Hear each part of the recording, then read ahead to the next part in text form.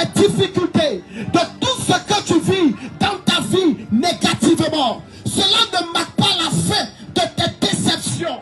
Cela ne marque pas la fin de ton mauvais caractère. Cela ne marque pas la fin de toute cette vie dans laquelle tu te trouves.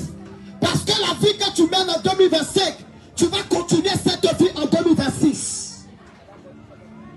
Cela ne marque pas la fin de tout ce que tu vis en 2025. Ce dernier jour ne marque pas la fin de toutes tes épreuves.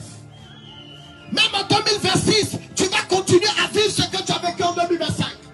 Ce n'est pas une malédiction, ce n'est pas un souhait, mais c'est une vérité et une réalité. Mais c'est la présence de Dieu dans la vie d'une personne. C'est une relation véritable avec Jésus qui produit la libération totale. Une année change lorsque Christ est dans ta vie. La transformation de ton année dépend de ta relation avec Jésus, pas d'une relation avec un homme.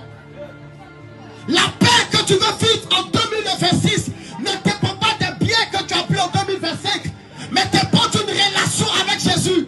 Sinon en 2026, si tu n'as pas de relation avec Christ, ton année sera bizarre. Ton année sera très bizarre. Tu as besoin de Jésus pour avoir une année meilleure. La Bible dit c'est Dieu qui a fait les époques, les années et les jours. C'est lui le maître des temps, c'est lui le maître des saisons, c'est lui le maître des époques. La fin d'une année ne marque pas la fin de tes souffrances. Tu as besoin de Jésus pour avoir le meilleur. La Bible dit, c'est lorsque le Christ t'a franchi, c'est alors que tu es libre. C'est lorsque le Christ te touche, c'est alors que tu es libre. Regardez la femme qui avait la perte de sang. Toute l'année, elle a fait 12 ans. On peut prendre un exemple banal.